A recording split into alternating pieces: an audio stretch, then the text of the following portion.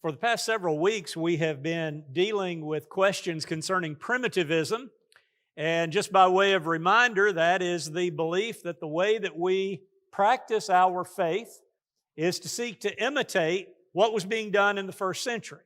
That we would look at the Scriptures as being inspired from God, that God has included either by direct statement, this is what you're to do, this is what you're not to do, or by example, this is what I want you to do, here's a picture of it being done, or at times a forced conclusion that if this is what God has said that He wants done and He's not given every detail about it, then these are the things we're to do to carry out that work.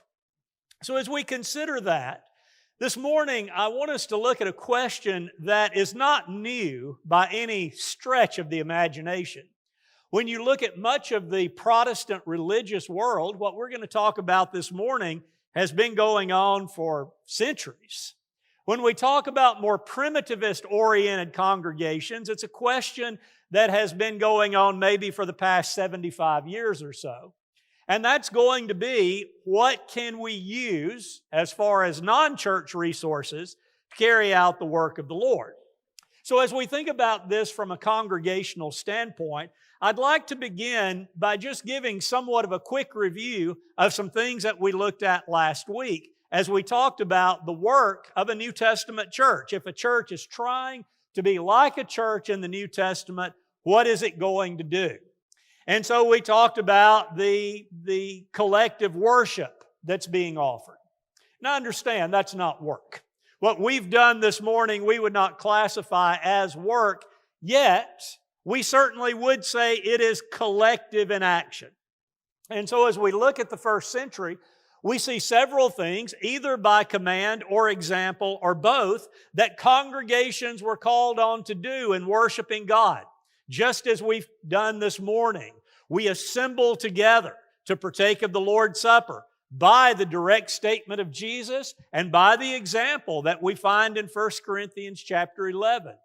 We find that congregations sing together.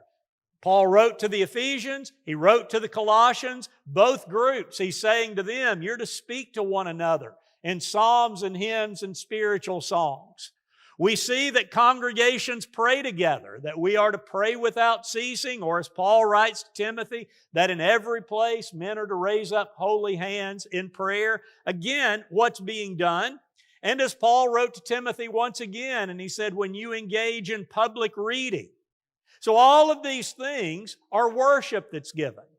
And a point that comes across so clearly in both Testaments, both the Hebrew Bible and the New Testament, is that there is very much a collective nature to worship.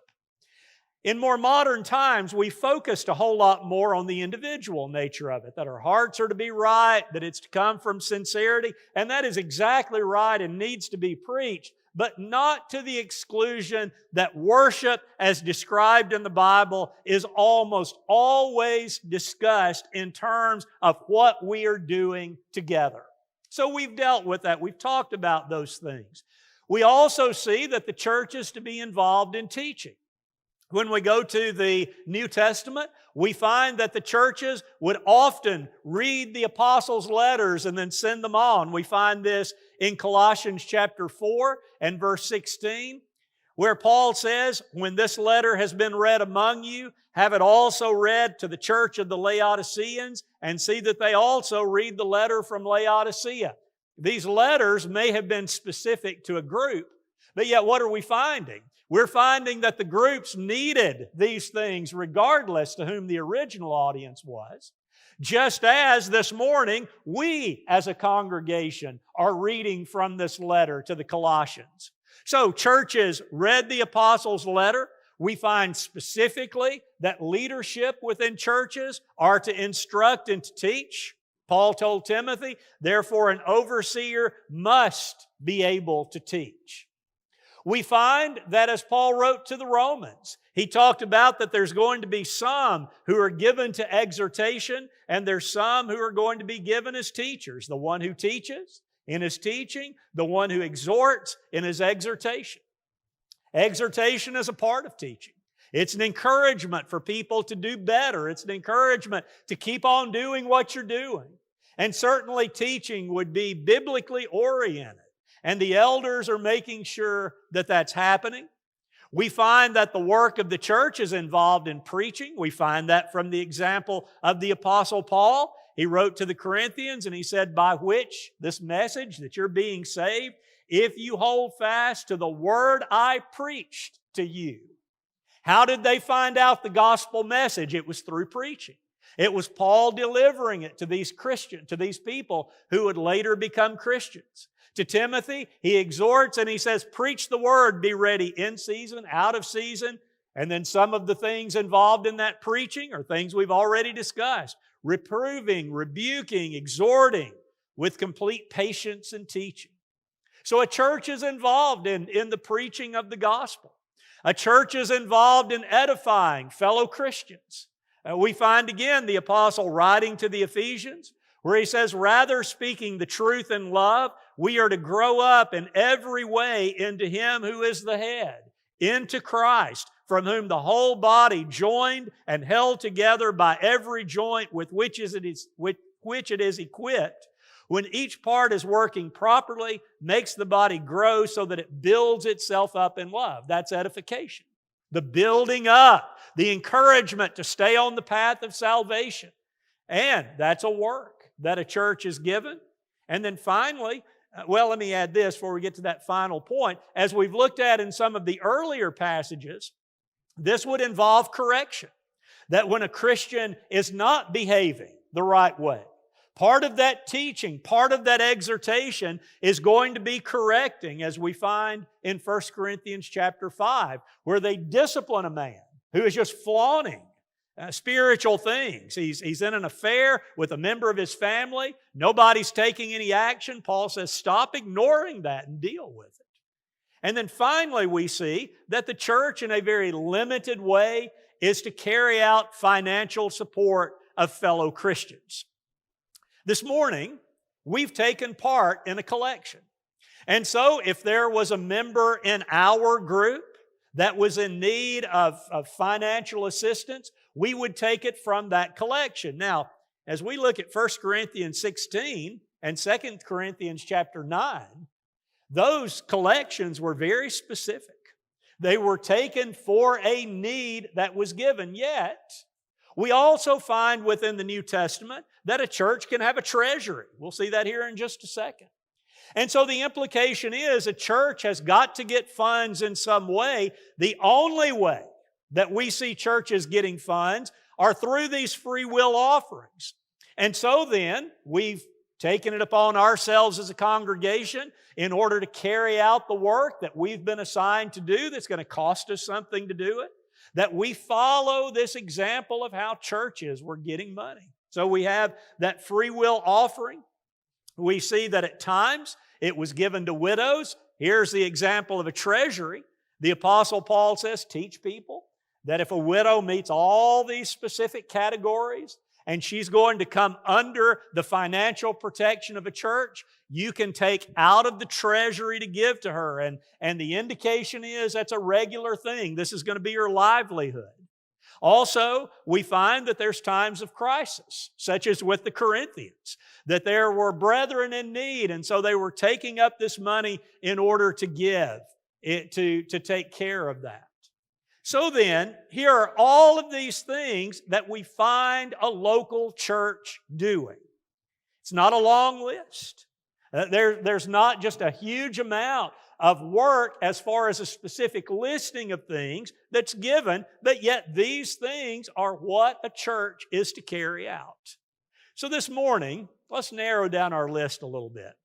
Within this series of studies, we've talked about worship. We've talked about staying true to the pattern. Specifically, we dealt with a cappella singing. We talked about the Lord's Supper with that also.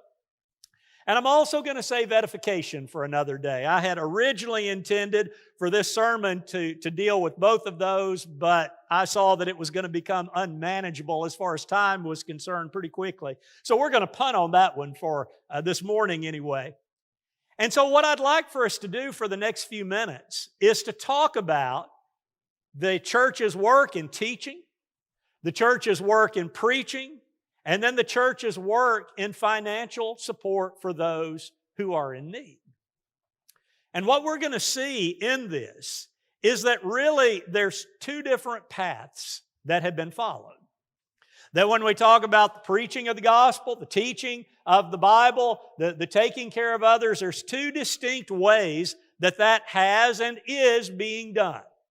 So let's start with path number one, which is what we've been dealing with all these weeks, where we're saying that if we are going to do the work of a church, then we are going to find our authority by a direct statement. This is what you are to do. Or by an example. This is how you are to carry something out. Or by a forced conclusion that if this is what God wants, this is a means of getting that done. So let's take that idea of preaching. When we look in the New Testament, as far as a local church such as this, and preaching is concerned, what do we find? What the picture comes about in the New Testament is this, is that individual churches are supporting individual preachers. So let's look at a picture of that. We know that when the Apostle Paul wrote to the Philippians, that he said this to them. He said, "And you Philippians yourselves know that in the beginning of the gospel, when I left Macedonia, no church entered into partnership with me in giving and receiving except you only.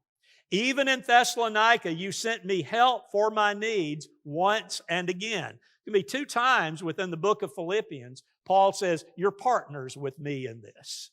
It wasn't that they were there preaching side by side with him, but he says, "You're partners because you have been providing for my needs." We know the apostle was not really overt with these kinds of things. He didn't go around just asking people to give.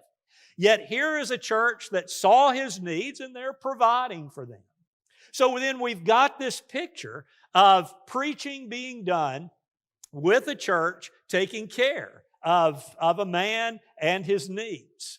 We also find that the preaching that's done is always the proclamation of the gospel.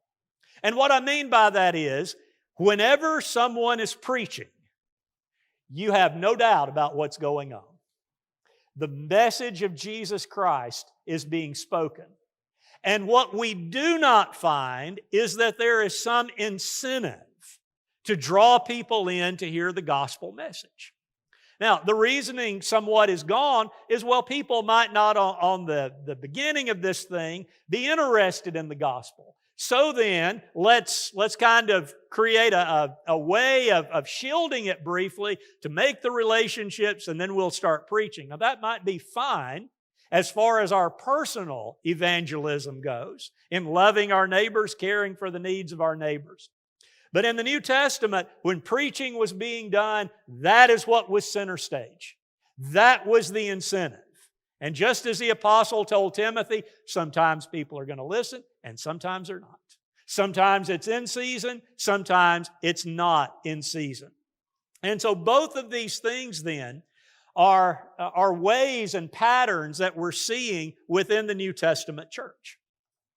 We also find that the churches knew the preacher and they knew what was being preached. Why would a church trust the Apostle Paul? After all, wasn't he a murderer of Christians, or at least consenting to their death? And how did they know he had really changed? Well, they had to get to know him.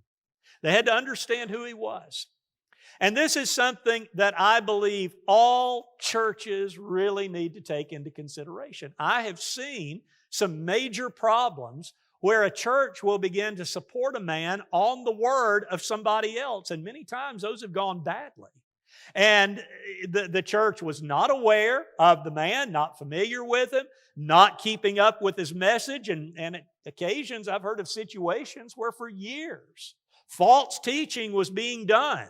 But yet the church was continuing to support this man.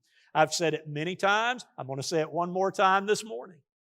The way this congregation and Larry Vinson work together, I am convinced, is the New Testament model for the preaching of the gospel.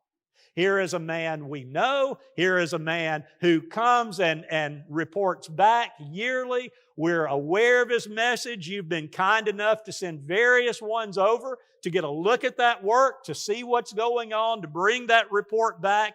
That's how you know the man.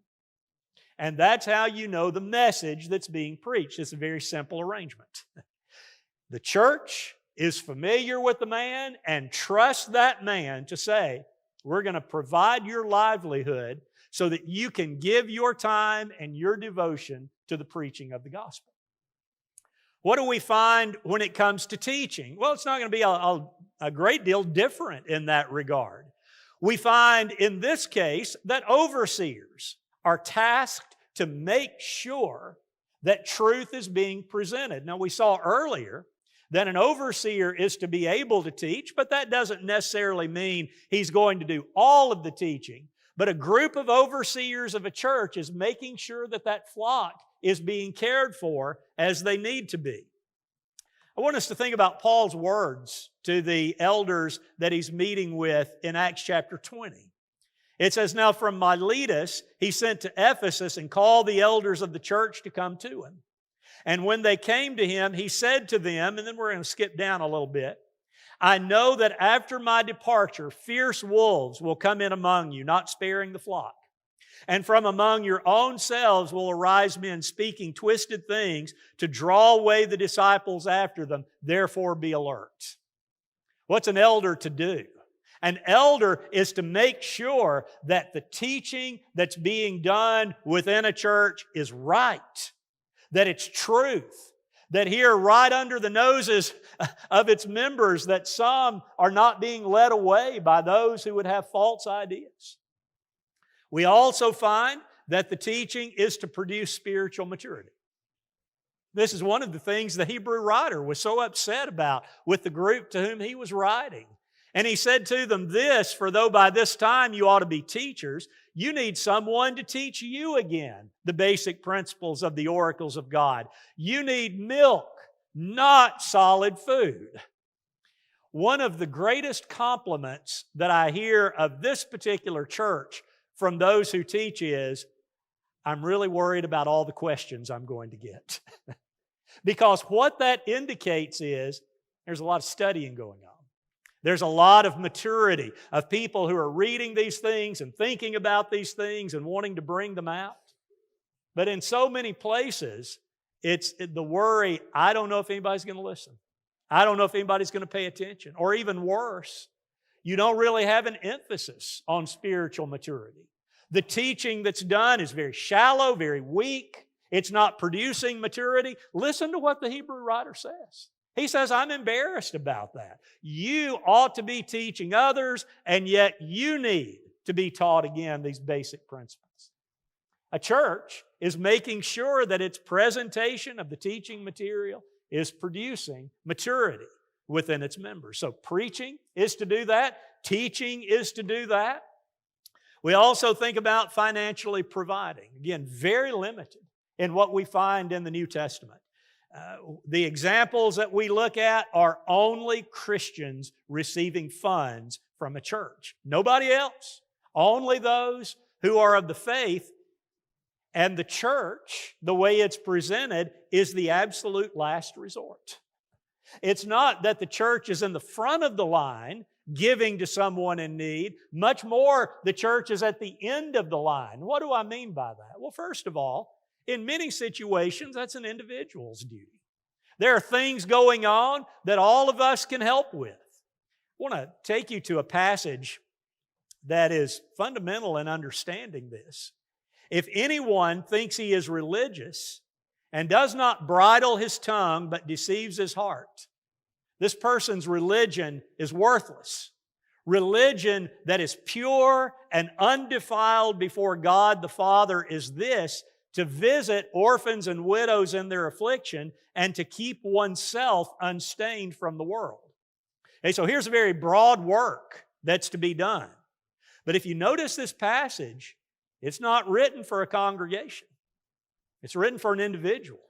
You want to know what pure religion looks like? You want to know what it means to be right in this regard? You visit the orphans and the widows. You keep yourself unspotted from the world. And so in the broadest sense, whether someone is a Christian or not a Christian, as an individual, I've got a liberty and I've also got a responsibility to care for those people. God has given this in very broad terms. You love your neighbor as yourself. If you've got this world's goods and you see someone in need and you don't answer that, you're wrong. I mean, lots of things. But for a church, we're not seeing that same type of command. So individuals will take care of those kinds of things. And even to an extent with our own members, it may be that individuals take care of a need so that a church's treasury is not taxed by that. Secondly, we find that family is really supposed to be one of the first lines of defense. The apostle makes this very clear. He says, "But if anyone does not provide for his relatives, and especially for members of his household, he has denied the faith and is worse than an unbeliever." Listen to that strong language. That if you've got a family member and you're just letting that family member starve and is in need and you're not taking care, Paul says you're worse than somebody who's never even heard the Word. Why? Because you're ignoring everything the Word is about, the change that's supposed to be in you. So there is primitivism in a nutshell. What are we seeing? Church knows the man, knows the message. The church knows what's being taught. Make sure it's done by people who are serious about their Bible studies. Make sure the message is building up spiritual maturity. The church, in supporting financial obligations of people who are in need, is kind of the last resort, but is there in the event that there are Christians who are in need, and this church is providing. That's path number one. Path number two would be similar to what I've just said, yet would say not only that, but you can use non-church resources if needed. Traditionally, we've used the term institutions. I think that term has probably outlived its usefulness. If you use a term like that for, I would say, probably a 40 and under crowd, unless they've heard just a lot of preaching on it, it's not going to make a lot of sense. What an institution has been, kind of a nebulous term, but it's going to an organization, not a church, to an organization to help carry out the work of that church. And so that has taken on one basic form, and I'll illustrate that in 2 or 3 different ways. In the preaching of the gospel, it looks something like this. Well, the church has a duty, a work to preach the gospel. And so if we turn back to the beginning of the 20th century, the term we would put to that is a missionary society. That's what Christians 100 years ago were grappling with, and it worked something like this. That you had a number of churches that would take their individual resources and they would pool it together in this non-church organization. So here is a group, it's got a board of directors, it's got a president. They're going to collect the money from all of these individual churches, and then this organization would make the decision about where that money is to go. I don't know if there are still missionary societies around today. I suspect there are. But this model has taken on different forms. And one of the forms that it takes in more modern times is, in the box where missionary society is, you put a church. And so maybe you've got 10, 12, 15 churches that are sending the money to one church, and then that church is going to make the decision about how the money is going to be divided. So maybe there are a group of churches that are interested in getting the message to South America. And so they send their money to this one church, and that one church then makes the decision about who's going to be supported. So that's what we've seen in the preaching of the gospel. Now, we see the same model when it comes to teaching. Again, you see churches that are taking their money and they're pooling them into an organization that's going to teach. And so what we've seen, again, for centuries with other religious groups, and for the past 75 years or so with more primitivist-minded Christians, is that churches are giving money to a college or to a university under the premise of, well, the Bible is going to be taught. It's going to be a good environment for our kids. There's going to be wholesome things to do. So we're going to take our money and we're going to give it to this university. They, in turn, will decide how the money is to be dispersed in the teaching of the gospel. They'll decide the curriculum. They'll decide what's going to be presented. Same model as missionary society, just something different in the box.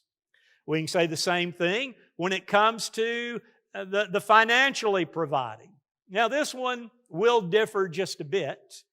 It's in the sense that you still have a number of churches, but this time what the churches are doing is they're funding various organizations.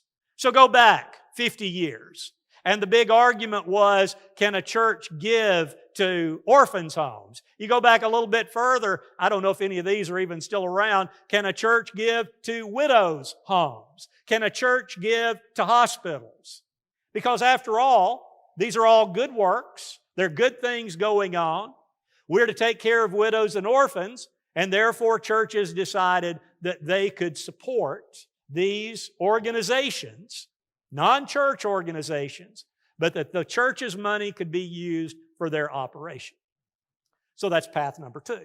Path number 1, direct statement, example, forced conclusion, everything within the New Testament. Path number 2, some of that along with these non-church resources.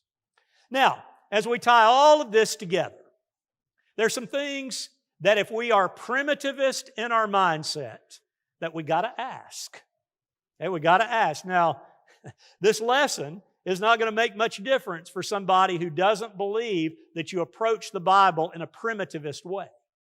But for those who do, one of the leading and primary questions is the use of non-church resources adding to the New Testament pattern? If we're going to stay faithful to the New Testament, question is, are these things adding to that pattern? And so, the question that would lead to also is, does a forced conclusion naturally proceed from the direct command? So, for example, missionary society, university, charitable organization, is it a forced conclusion that if the church is going to carry out its New Testament work, that they must use these means to do it? As we ponder that idea, we got to understand the difference between an aid and an alteration. Sometimes when a message like this is presented, the argument will be something of this nature. Well, I never read about the Apostle Paul using an airplane to get anywhere he preached, but yet you use an airplane to get to places you preach. So if the missionary society is an addition, so is the airplane. Now, anyone who thinks logically will see the fallacy in that, right? Because does an airplane fundamentally change the New Testament pattern? Now, if the New Testament had said, and when you preach, you shall walk, or you shall take a boat. Okay, and that's a different story, right? What's the command within the New Testament? Preach the Word. Be ready in season, out of season. Preach the message that makes people Christians. There's not the same equivalent there about how you get there as far as what you're doing. And so it would then be wrong, whether you believe in these things as far as being legitimate or not, don't use the wrong analogy to make a point, right? We have to understand that the question is, are we changing what the Lord has told us to do? Second thing we need to ask, is the independence of the church being forfeited? Everything that you're going to read in the New Testament is about a church being independent. Its own elders, answering to Jesus Christ, not policing all of the other churches, not trying to keep everybody else in line, not coming together with conventions and conferences and synods and leadership of that nature. So when I choose to add on these non-church organizations, am I losing that concept of independence? Is the church in charge of how money is being spent? A couple of weeks, our elders are going to sit down. They're going to look at the funds that have come in this past year, and they're going to make projections. They're going to say, we're going to X out this many dollars for work in preaching the gospel. One of them can tell me this later, but I think it's a high percentage. Over 80% goes in that direction. We're going to X out this amount for Christians who may be in need. That's what we're doing. They're making the decisions for this group. And they're going to give you those ideas, and they're going to say, we think it would be a great idea to continue supporting these men, or we're going to add this man's support, or whatever. And as a congregation, we're going to make that decision. Nobody else is going to help us with it. We're going to decide if that man is trustworthy, and we're going to decide if his message is right. Now, when I send that money to a non-church organization, I'm forfeiting that right. Now, they can make promises. They can say, oh, we're going to use your money wisely and carefully, and that may be the truth. But what we're seeing in that is a layer that's not in the New Testament. We're not finding that within the New Testament. So, is the church in total charge of what's going on? Can we be absolutely confident that the truth is being taught? When we think about Christian colleges, Christian universities, there are many of them that have created huge problems. Because while it may have sounded like a really good idea that churches pool their money and prepare this place for their young people to be, the loss of control of the message is a part of it. And so there have been young minds that have gone to these institutions that have gotten in pretty bad shape because there are people in those that are not teaching the truth. And the second thing with that is, do we see God turning over the making of Christians to an organization like that? Or is that someone preaching the gospel, teaching the gospel? It's a question we've got to ask. And the final question that we would ask is this, and maybe it's the biggest of the three. Is the fundamental purpose of the church being changed? When we look in the New Testament, if we're honest about it, we see that the church has a very narrow focus, as we've dealt with this morning. We could cover it in 15 minutes talking about that. So then, is a church a group of localized Christians collectively carrying out what God's told them to do? They're coming together to worship, they're pooling their funds, they're preaching the gospel, they're teaching the Bible, they're helping Christians in need. Is that what the church is? Or does the church simply become a cog in a larger organization? So rather than an independent church making independent decisions based on New Testament authority, does that church then become a source of funding for this organization, that organization? And you can see what happens when that takes place. And I'll throw this in too. It's these organizations that oftentimes promote a spirit of denominationalism. Because what you'll see happening is churches will kind of start collecting around their college, their university. And I'm getting a little out of bounds on this, but not too far. Their publication. Our preachers write for this. This is our stuff. You see what happens? And suddenly that independence becomes very dependent on other groups and other things. We've got to be careful about that. So when we're deciding on this, we got to make the determination, am I staying true to the pattern? Now, the argument might be that sounds awfully nitpicky. You read the Bible, God is a pattern God, isn't He? When He instructs something, He gives lots of details, and I dare say that Noah would have been in a great deal of trouble, or Moses would have been in a great deal of trouble, or Abraham would have been in a great deal of trouble, said, God, aren't you being a little nitpicky about this? God said, this is how I want it done. And so regardless of where you stand right now on this particular issue, I want you to understand this. God does care. God does care.